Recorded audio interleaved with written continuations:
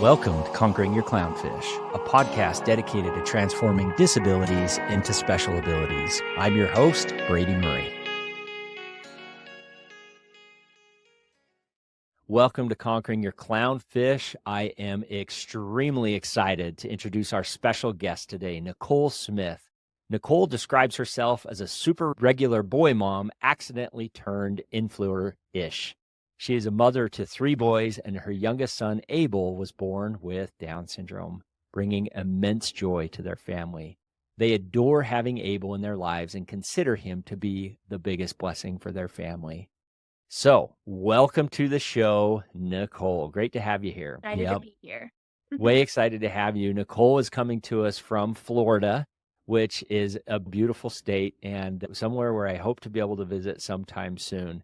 Utah right now is very beautiful, but I tell you, in January, February, I sure wish I was changing places like you in Florida. So I would love to hear a little bit about just your story and your background. And so you're relatively new to this Down syndrome and disability journey.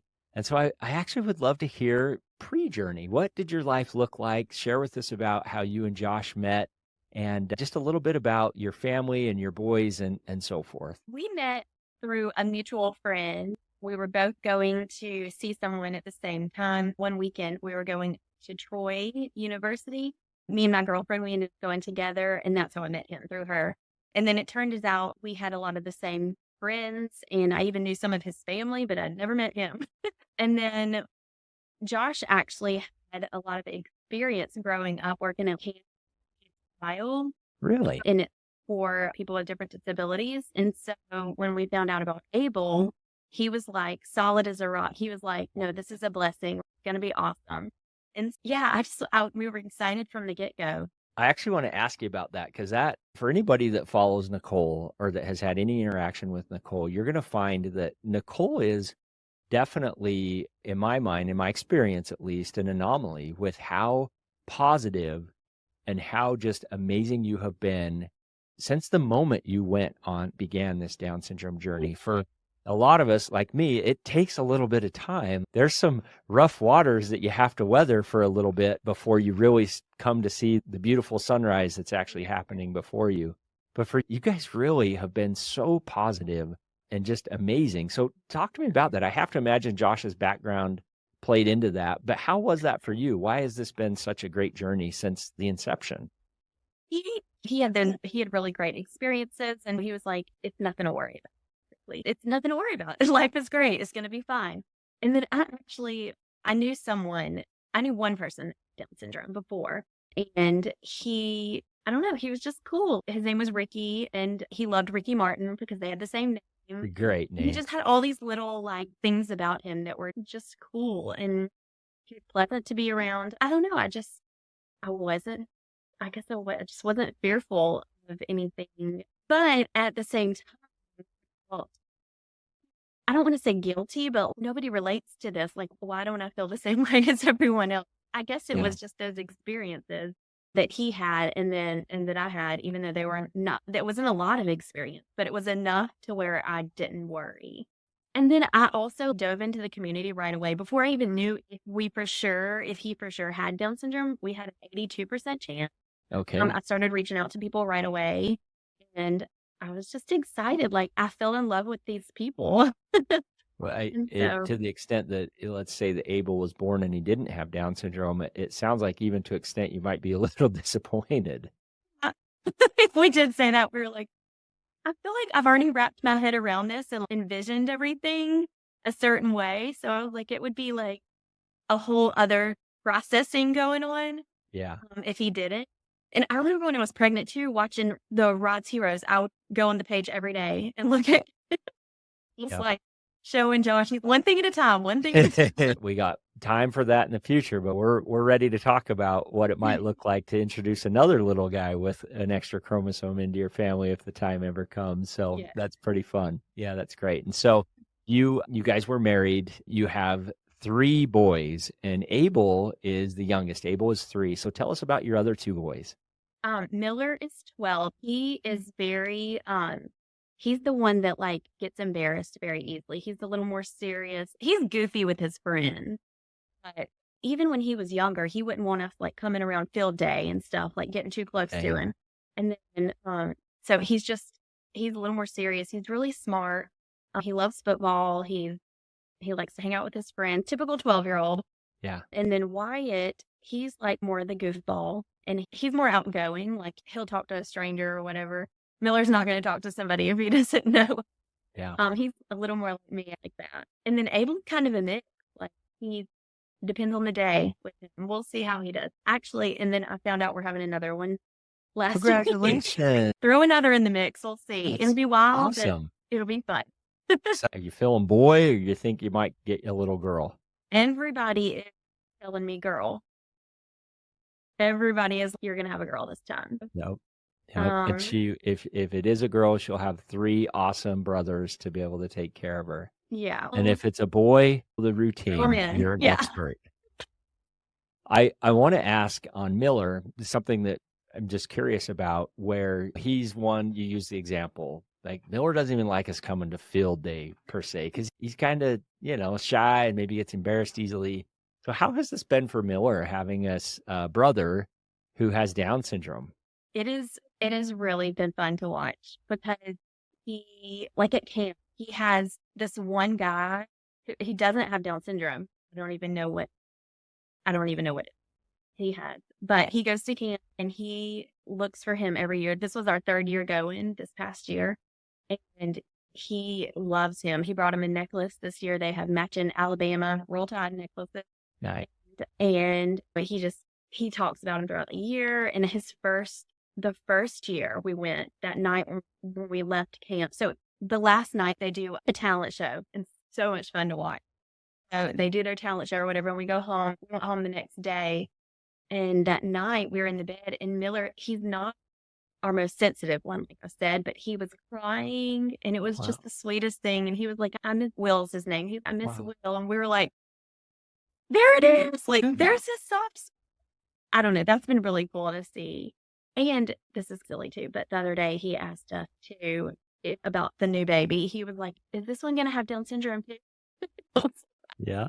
It's possible. It's rare, but it's possible. And I think that's cool. That's so cool. Yep. It's funny because I remember, so Nash is our second.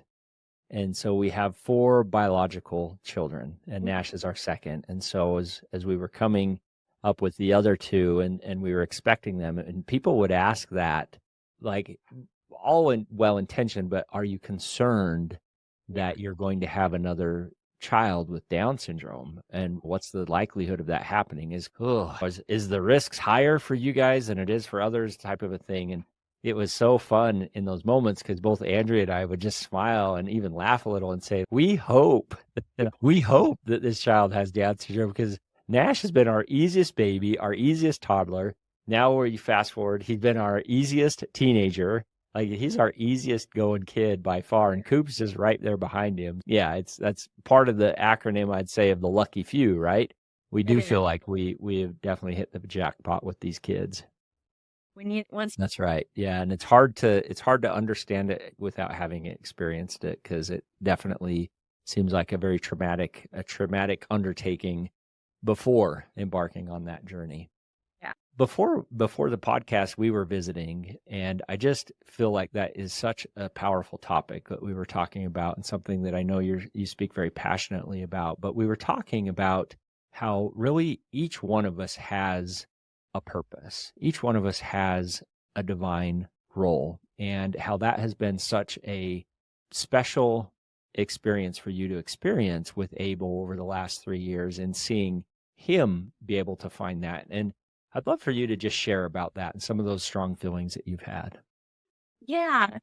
Throughout this whole journey, and I was saying, it's one of those things you always know, but it's different when you start to experience it firsthand or see how God uses people that are not qualified to the world. Our qualifications to the world look completely different than they do to God. And we're all created with a purpose. And it doesn't matter what your qualifications are, because you're chosen no matter who you are and created with a purpose. And we all have influence in our own little world. Whether you want it or not, you have one way or another. Might as well make it a positive. And I just feel like that's one thing I want Abel to know, and not just Abel, my other boys too, but to know that it does not matter if you don't feel qualified. You just have to say yes. Yeah, put me in the game, God. I'll Yeah. do whatever, and just be open and just allow him to use you. It doesn't matter what your gifts are, he's going to take care of those kind of things. So just having confidence in that and knowing who you are, and even if you have flaws or things that you struggle with, those can be used with purpose. And yeah, I, boldness I, in that. I couldn't agree more on that. It's as I had shared, that's something that I feel so passionate about, just in this idea of a willing heart. And so that's really the secret sauce, and that's the recipe that is the one ingredient you can't skip. And when we embark on this journey of life, if we simply have a willing heart to be able to raise our hand and say, put me in, coach, I'm ready to lift where I stand and do whatever is needed to be able to help. And I'm giving like my heart, a willing heart. I want to be involved. And oftentimes this calling, if you may, or the unique purposes that each of us have, everybody has, is accomplished in and through the service of others. And it starts with that willing heart and that desire. And so I actually want to explore this a little bit further with you. As you look at your other boys, you look at your two older boys, and then you look at Abel. How do you see that differently with Abel versus what you're finding with Miller and with Wyatt, as far as that willing heart and that desire? Do you find it's more natural for Abel? He's only 3, but there's still unique talents and abilities. But what is your impressions and your feelings about how that may differ between Wyatt and Miller in comparison to Abel that you're witnessing? I feel like Abel, it's hard to tell still. Sometimes he seems like a 3-year-old. In some ways, he still seems like a 1-year-old. So I feel like he may not quite grasp it, but he's very he's a little confident little dude. He is. And then with the other 2, they're just complete opposite. Like, they are completely different. I do hope that they know that even though they're different and their gifts are different, that they're still valuable. Their struggles are different. Yeah. Here's a couple of things that I've observed with our family. And so I look at our typical kids, and oftentimes the biggest hurdle that they have is their own thoughts that are going in between. And by the way, this is applicable for me. This is applicable for all of us. But oftentimes our biggest roadblocks that we have to overcome is simply the mental roadblocks that we place on ourselves in our own minds, on what we perceive we're able to do or not able to do. And oftentimes that governs our abilities to be able to progress. Something that I've seen with Nash and Cooper, however, my 2 boys that have Down syndrome, is that their capabilities and their belief on what they're able to do is unlimited. And it's only hindered, ironically enough, by my own personal beliefs on what they may or may not be able to do. And I've seen it time and time again. Coop with baseball, I didn't want him to play baseball because the only option was to play on a typical team with typical kids, and I didn't want him to get hurt. I didn't want the other kids to be put out, that they have a kid with Down syndrome on the team. I didn't want the parents to be like, hey, this isn't, how does this work? Why are we doing this? And these were all mental blocks that were self-imposed for me that were impeding Cooper's progress to be able to play a game that he all along thought he could play and wanted to play. And so once I got past that and allowed Coop to be able to go out there, lo and behold, he let his light shine. And lo and behold, the teammates and the fans immediately fell in love with this idea of having a kid with Down syndrome on their team. And they went out of their way to be like, they were amazing teammates to help him. And so I see that a lot with our community, that they fall into that, what I refer to as the clownfish mentality. That's the purpose for the podcast. But I thought that was so amazing to see that you already at the very beginning of this journey have recognized that and are putting forth that effort to make sure that Abel never has a clownfish parent holding them back from becoming and singing the song that they're meant to sing. I love that example too, because I've actually thought about that too before with baseball and sports. 'Cause they get serious. Yeah. They're baseball sport. And I wondered that same thing because we have a Miracle Link here, but it is like an hour away from it. It's Yeah. on the Emerald Coast, but it's far. And so I'm like, I guess he's just gonna he'll do regular Little League. We're gonna put him in. We're not gonna not let him do it. I've wondered that same thing with the other parents, and just I guess that's one of the things to think about. But I'm like when we get there, we'll get there. So Yeah. I like hearing that from you. You've already been there. Oftentimes, the place where parents come from, maybe when they have reservations for their child to be involved, and this isn't just a Down syndrome thing, but any type of disability, really with any child, is I know that there's definitely fear. They don't want them to get hurt. They don't want them to be disappointed. They don't want any of that. Like, they want to protect their child, and that's part of it. But interestingly enough, what I see the most of and what I found for the most in myself is I don't want to put out the other kids or the other parents, or I don't want to be a distraction. I don't want to cause any issues or put people out or anything like that. And what's amazing is it's so much the opposite. Yeah.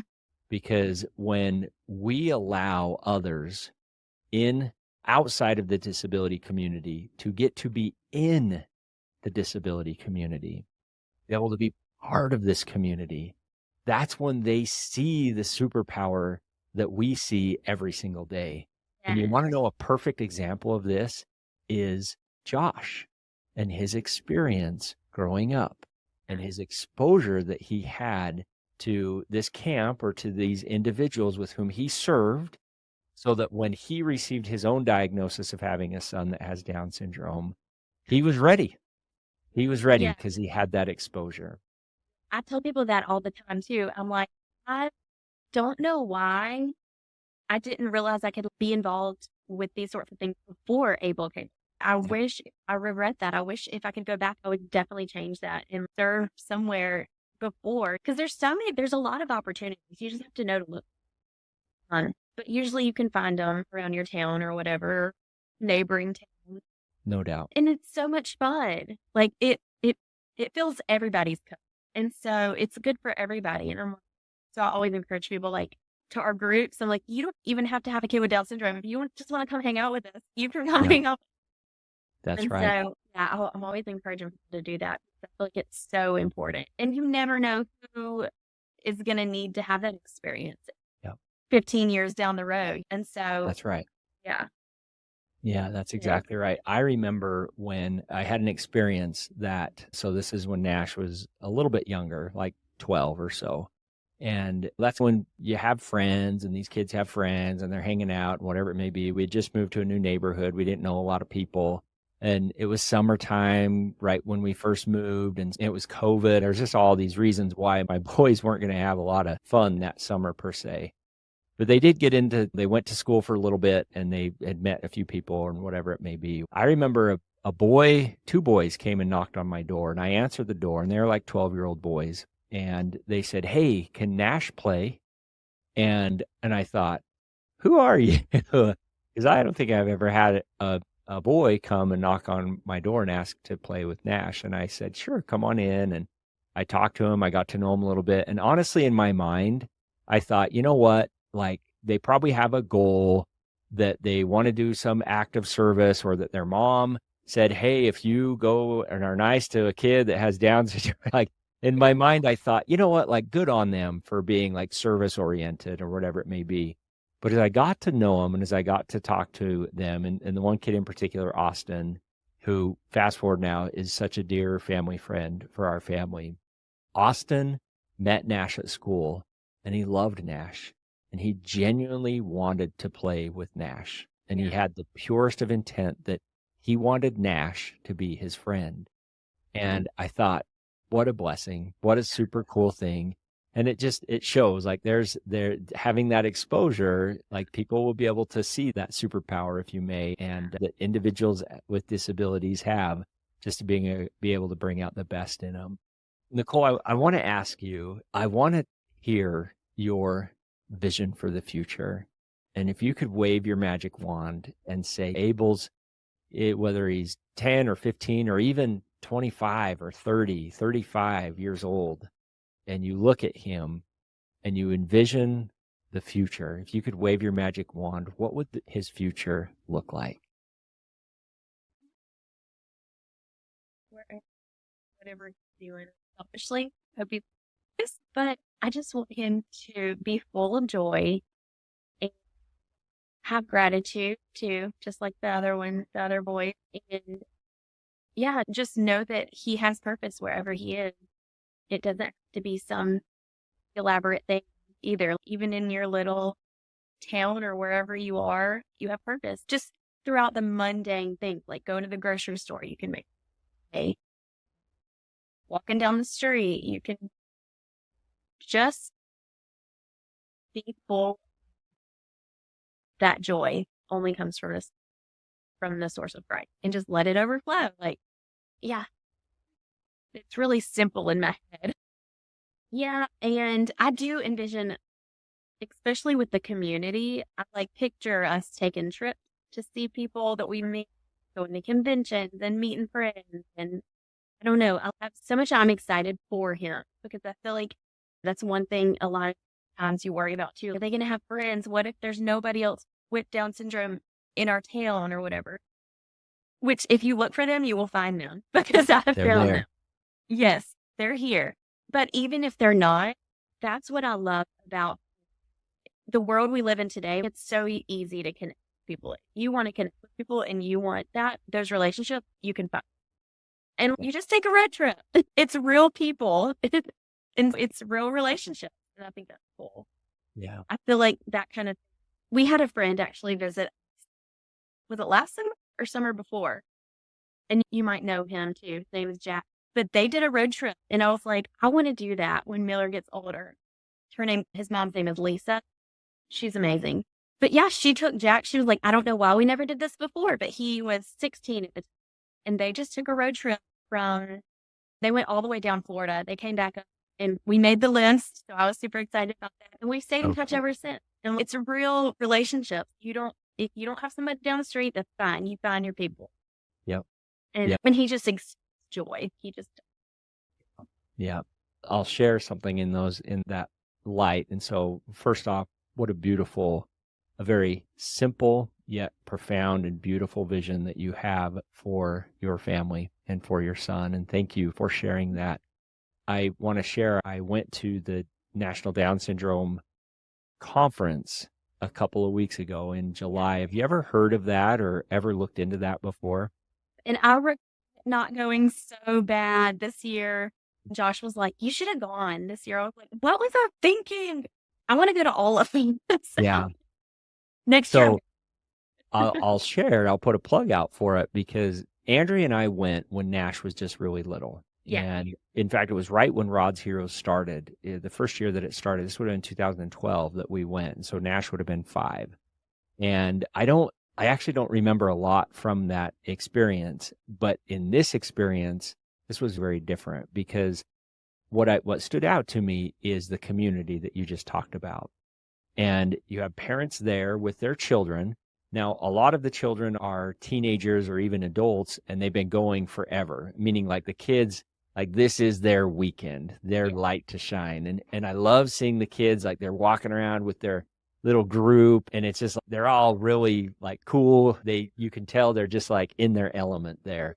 But the community and the people, and you walk in and hundreds of moms and dads from all different ages that have been on this journey for a long time, and others there that are there with just their little baby there that have just embarked on this journey. And the one thing that we have is we have each other. We have our community, we have our tribe, and that we're all in this together. And that was the one thing that just stood out to me like no other. And so for those in the Down syndrome community, I just would highly encourage you to attend this conference. It's in Dallas next year, which is going to be awesome. I already looked it up. The Rangers are playing the Braves. They're in town, and so there's going to be baseball. Yeah, the Braves. That's perfect. Is that your team? You guys like the Braves? We're not too far from Atlanta. So yeah, my boys do. Yeah, we're big Braves fans as well, but what a beautiful opportunity to come together with your tribe. And it's not just a Down syndrome thing. Like, I'm positive that each of our disability communities have their own conference, et cetera, that probably has almost an identical, if not even more, of a camaraderie and a fellowshipping and a teaming that happens. And so that's the thought that came to my mind as you share. And what a great idea on the road trip. Important. Like, just especially for new parents, I'm like, please get connected. I don't want you Yeah. to fall alone. You're not. Yep. It's so awesome. Yep. Yep. I love it. Nicole, you've been an amazing guest. I'm very thankful for your willingness to be on the show. I'm excited to be able to share your story with everybody. In fact, I want to definitely put a shout out. I have your social media handle. It's at Down With My Dudes. I highly encourage you to follow Nicole and follow her journey. It's beautiful to see Abel and his interaction with his brothers and his family. What a great journey you're sharing. So thank you for being a guest on the show. Thanks for listening to this episode of Conquering Your Clownfish. If you liked what we discussed on the podcast today and want to continue the conversation, please visit us at conqueringyourclownfish.com. And please don't forget to subscribe.